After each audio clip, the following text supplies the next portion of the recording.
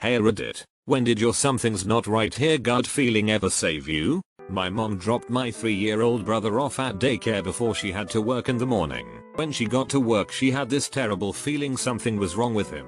She ended up leaving work and drove to the daycare. She found the daycare lady inside sleeping while the daycare kids, including my brother, were running around the pool. My brother never went back to that daycare again. What kind of daycare would even have a pool? Those things murder the shout of little kids. Weird experience with the daycare here. 2. Started a new one. Dropped the kid off with bottles etc. Made a surprise visit with the wife about lunch and found our kid exactly where we left her in the car carrier with the same.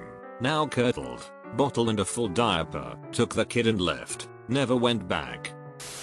I had a gut feeling I should pull my wallet and phone out of my purse. Not even 20 seconds later, I get mugged. The man dragged me across the sidewalk and stole my purse, but all he ended up getting was a juice box and my birth control. What flavor was the juice box? I smelled burning plastic early in the morning at my family cottage and almost went back to sleep. I was around 15, but got up to investigate. A socket on the outside of the building had caught fire and flames were shooting up the wall.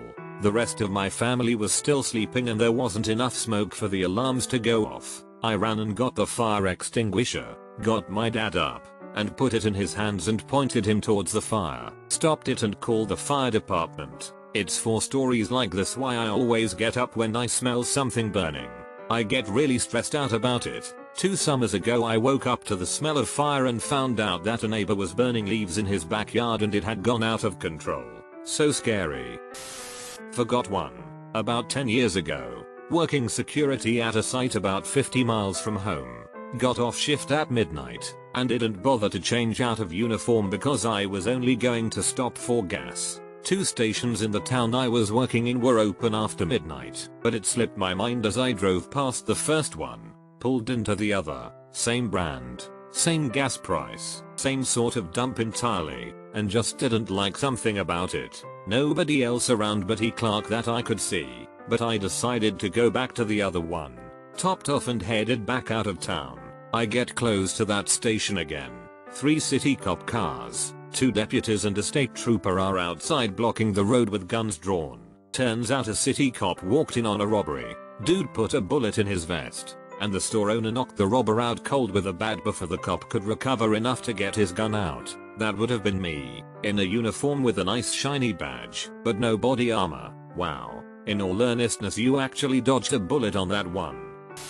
My aunt told me a story about my dad, who greatly dislikes his sister and is an all-around a-hole 98% of the time. Calling her out of the blue one night while she was in college, she answered. He said he didn't know why but he had this urge to call her, to make sure she was okay. She told him she was fine and thanked him for calling to check on her. She never told anyone else except me, and hopefully a therapist or 2.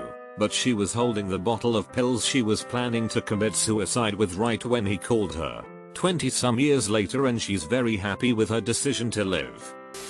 I was going to meet up with someone from Marketplace to buy a phone and the feeling hit me, so I called the woman and a man answered trying to play off the fact he's a man, and I passed by where we were meeting at and it was dark and I heard voices in the background on the phone call. I never stopped the car and kept going. Pretty sure I saved myself from at the very least a mugging, but learned a good lesson. Always meet in a public place. You can meet at police stations. I believe most are okay with this. It didn't save me, but saved a friend. A big group of friends and I were walking home from an event in a town we weren't used to.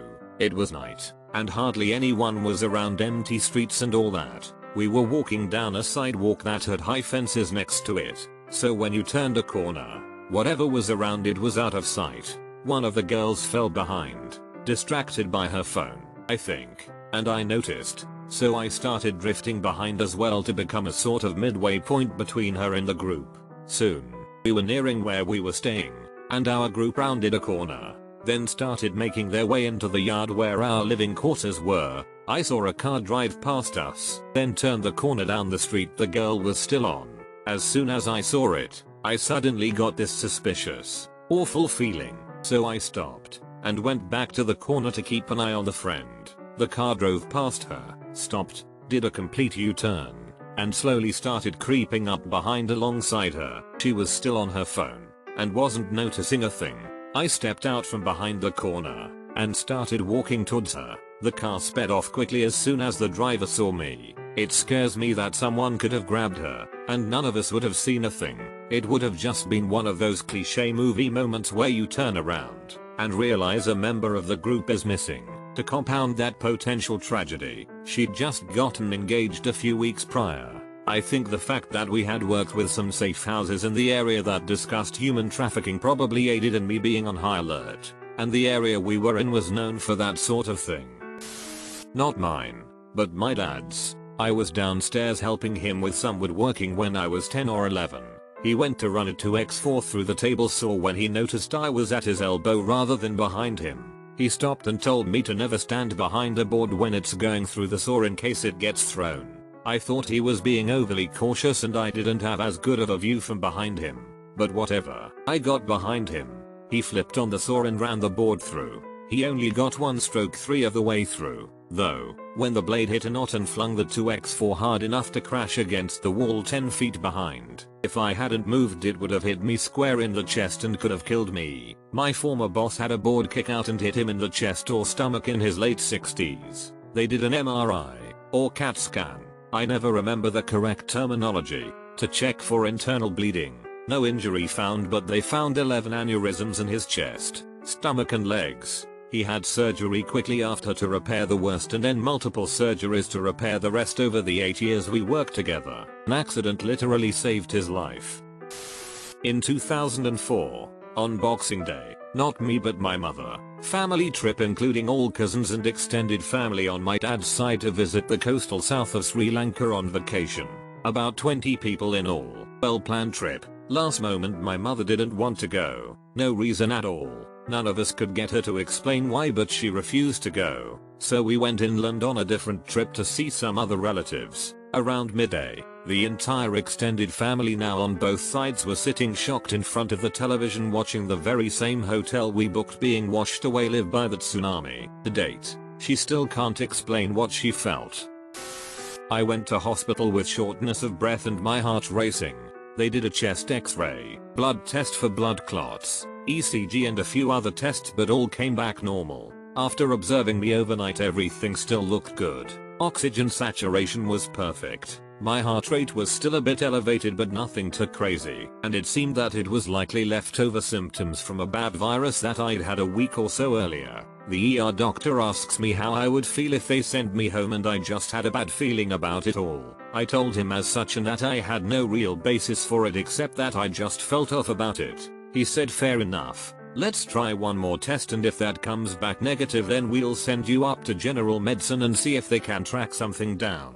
That test was a VQ scan that found despite all other tests showing no results for blood clots, I actually had a whole bunch of them in both lungs. I ended up with a diagnosis of unprovoked bilateral pulmonary embolisms and am on blood thinners for life. Super grateful both for the bad feeling and the ER doctor who was willing to listen to it. Not me, but my mother. Saved my grandfather's life when he had a stroke in his chair in their living room. We had all started to walk around the development when my mother, after about 50-75 meters from the house said, I am going to go back and check on that. I went with her and I nearly witnessed my grandfather die. He was on the chair, conscious, but unable to move or talk, just looking at my mother with bulging eyes. She called 911 once, then twice when she felt that they were running late. Ambulance came, got him on the stretcher, but it was too wide to fit out the door. We ended up tearing the door frame off to get him out, because he was conscious. He actually remembers the ride to the hospital. He told us later that he heard the driver or someone say, there is not a chance that this guy lives. That was when I was around 5-6 years old. He is still alive to this day, more than a decade later. At my mother's funeral, part of his speech was about how, without my mother, he would not have been able to spend time with her during her final years of life, and for that, he is eternally grateful.